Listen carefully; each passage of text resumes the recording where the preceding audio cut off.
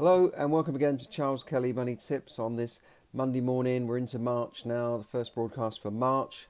And today we had kind of more bad news about the coronavirus spreading. We had warnings from the OECD about the fact that this could halve growth forecasts in some countries, and generally it's been pretty poor news all around. So what do you think would happen to the stock market? Well, you think it would go down again, wouldn't you? But no, it's gone up. This is one of the mysteries of the stock markets, that sometimes it's doing things you don't expect. That's why it's so difficult to predict what will happen with shares and the stock market. And it's not as easy to make money on the market as people think, especially on short-term gains over short-term periods. I mean, in fact, you might have thought, well, the market's going down, we can buy in now and make some money. Well, yeah, if you're a day trader sitting at your computer, like every minute watching the movement of the market, perhaps these sort of people have made quite a lot of money over the last few days. Maybe they've lost a lot of money, I don't know. But certainly there's been some wild movements. In fact, the Dow Jones was up 5% today. It recovered by 900 points. Remember, I think it dropped 1,000 points the other day, last week, one of the days last week, and it's actually recovered by 900 points. So, that's a big jump, and somebody's made some money on that. I mean, 5%, and that there's all sorts of contracts you can use and gambling contracts you can use to make money on the swings of the market, and the market is normally not swinging by 5 and 3 and 4% in a day, just like that. So some traders make money on even the smallest swings. Now, I'm not into that. I'm more of a long-term investor, and I don't think that it's over yet. I don't think the market will just sort of bounce back and get back to normal. And in fact, the UK market, it did go up a small amount this today. It's kind of recovered from Friday, but still, where the FTSE 100 index, that's the equivalent of the Dow Jones in the UK. The Dow Jones is the top, industrial companies in America. It was the first sort of index, but the FTSE 100 index is the 100 top companies by valuation, public limited companies in the country. So you've got all the top, the top banks and the top industrial companies, and you've got to be a fairly large cap company to be included in the FT 100 index. And obviously the companies change, because if a company, I think Carillion, for instance, when Carillion was a big company, that's gone now. There are other companies that were in there, and I don't have a history of which companies have gone and which companies are not, but it's a bit like the Premier League. Certain at the end of the season, certain companies are going to drop down and other companies will come in. But the FT, went down last week. Remember we said, and it kind of bounced a little bit, but went down again. Now the FT 100 index is 15% lower than it was at the start of the year, roughly 15% lower than it was at the start of the year, and that I wouldn't call that a crash, but it's certainly a correction. It's on the way to being a major correction. And yeah, so it's gone up a little bit today, but it's still heavily down on the start of the year. So people might say, well, I don't invest in shares, I don't care. But millions of people have got their pension schemes tied up in the stock market, because it might be a defined contribution scheme that doesn't give you any guarantees. The money's just invested in the markets. It would probably be 60%, maybe 50, 60% in stocks and shares, and the rest would be in bonds.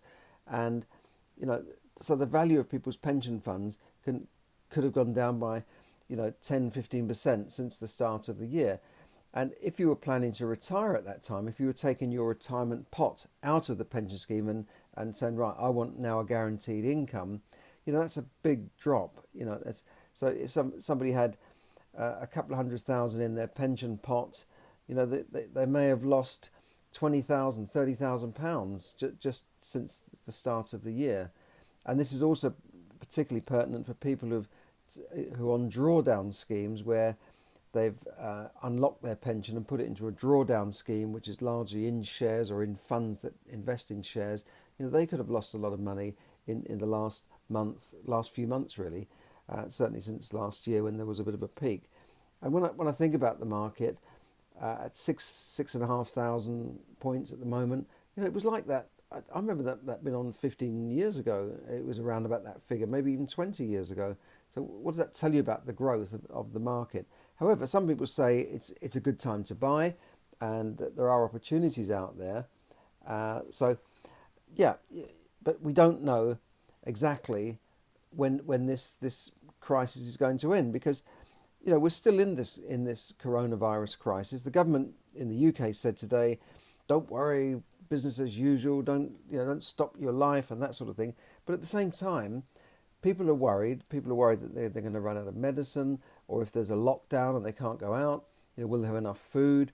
So people have been out in the supermarkets over the last few days, panic buying, oddly enough, toilet roll for some reason. I don't know why. Maybe it's the way that this virus is making them feel. I don't know. But people have been piling up their cars with massive bundles of toilet rolls, but also other foodstuffs and tin food and dry food, as if there's going to be a holocaust or a nuclear holocaust or something. But and unfortunately, the more people do that, the more it then, like a snowball rolling down a hill, it gets bigger and bigger. The panic grows, and people, then it really does become a panic buying situation or a stampede. And then when you see things on the supermarket shelves run out, then it causes more and more panic, and suddenly, all hell's broken loose. But I don't think the government will allow that to happen. Now, some countries like Italy have got the worst affected in Europe. They have closed down cities, or certainly closed down a lot of attractions in cities. Paris has closed down the Louvre, for instance, and stopped large gatherings. Some rugby matches have been cancelled. But I don't think we're going to get into a situation where millions of people have to stay in their home and self-quarantine.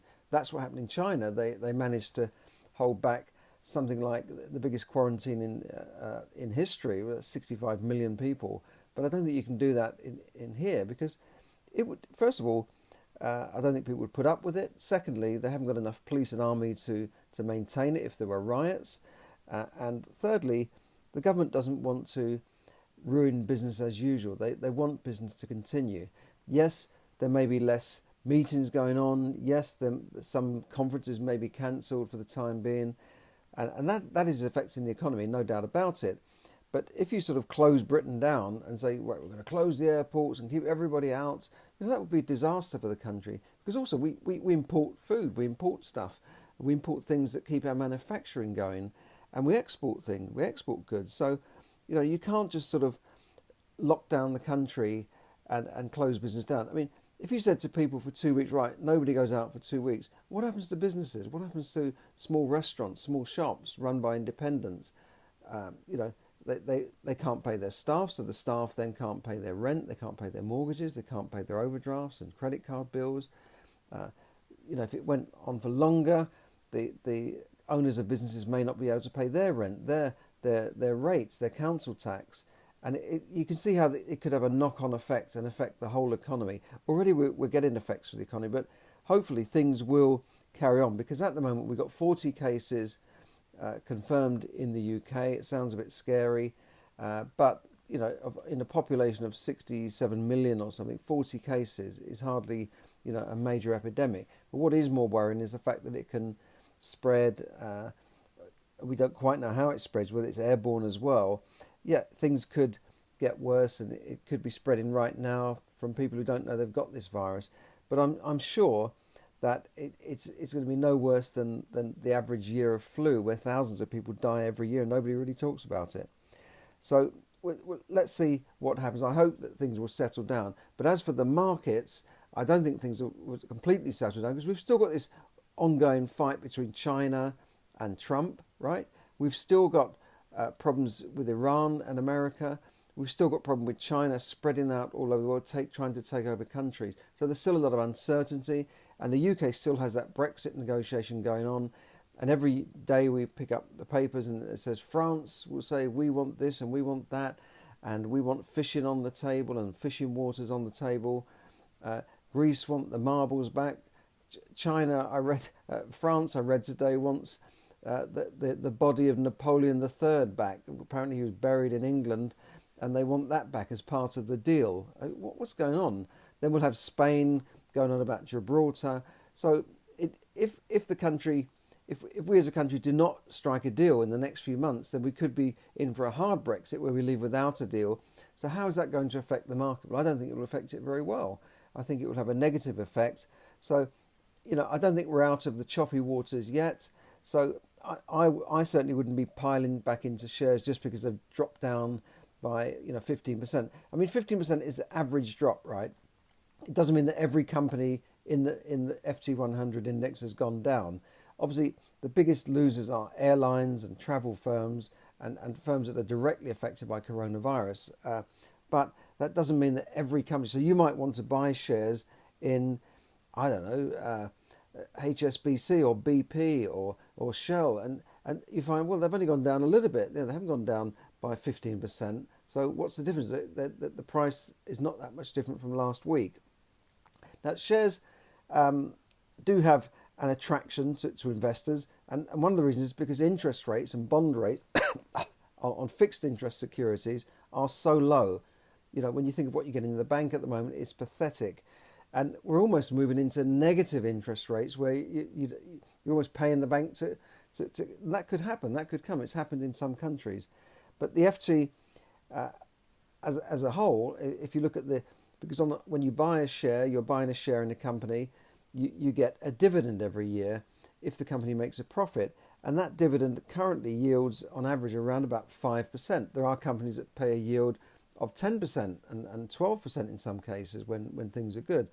So if somebody has money and they put it into shares or into a basket of shares via a fund or a unit trust or a mutual fund, then they could expect to get a yield of around about 4 or 5%, and they would hopefully get growth in those shares over the longer term.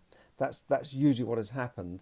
And it's like buying a property. You buy a property as an investment, you get rent, that's your dividend if you like, and you get capital growth as well. Whereas in a fixed interest security, you don't usually get the growth as well as the dividend. You can do in certain bonds, but if you put your money in a bank and you draw the interest out, that money will stay the same forever, right? If the bank is paying you 1% and you draw that out, then your capital will stay the same. But in a share or in a property, an asset, in other words, you're buying into a real asset, you do have the opportunity for longer term growth. So the yield on shares is still quite good, and that's probably why they're still a popular form of investment. Also, we've had countries like Italy and South Korea and China pumping billions into the economy to keep it, to shore it up, to keep it up, because they obviously don't want to see a major financial crisis continue with this coronavirus. So that's a little bit about shares. I've written a book about money called Yes, Money Can Buy You Happiness, which is out on Amazon. Talks to you about your money thermostat, your relationship with money, your emotional and mental relationship with money, your money mindset, if you like, and how you can change that for you to better yourself and become more wealthy. So, and happier about money as well. So thanks for listening, and thanks for anyone who's tuned in on Facebook Live. Thanks to Dagmar. How you doing out there, all the way out in Norway, that oil-rich country that has also a massive fishing industry and tourism. Norway is a country that is doing very, very well in the world. So good on you. I think they've got some of the highest standards of living in the world in Norway and parts of Scandinavia as well. So thanks for listening, and have a good evening. We'll have to see how this crisis continues, but I think the governments will get a grip on it, and I think the UK government, although they've announced that they brought in some emergency powers last week, so we don't know what they're going to do with those emergency powers, but for the moment they want the story to be business as usual. Don't forget we have a budget the annual budget on Wednesday. A couple of things I wanted to mention about the budget just quickly is that I hope the Chancellor will not take away entrepreneur relief. This is a tax relief that you get when you invest into a startup business through things like angel funding that I talked about on a previous episode. And he's also, I hope that he will take a softer approach on this IR35, which is a tax change that it could affect hundreds of thousands of self-employed contractors in the city and in the IT industry and other industries who work on a self-employed basis under the umbrella of a limited company. Now, I would urge the Chancellor not to throw there are problems in some tax areas, but don't throw the baby out with the bathwater. Don't shoot yourself in the foot by clamping down on these businesses, because they're just small businesses and they haven't got the security of a full-time employee, that they're a contractor, and you should treat them sympathetically, because if the jobs don't go to them, they'll start going abroad, because it's very easy to outsource work now, and we don't want all this work that's in the city and in high-paid work in finance and in IT to go abroad to countries like India, leaving people here unemployed. So that would be my advice to the Chancellor, although I don't suppose he's listening. He'll take a blind bit of notice of what I've got to say. So anyway, thanks for listening, and good night for now, and have a great evening. Bye for now.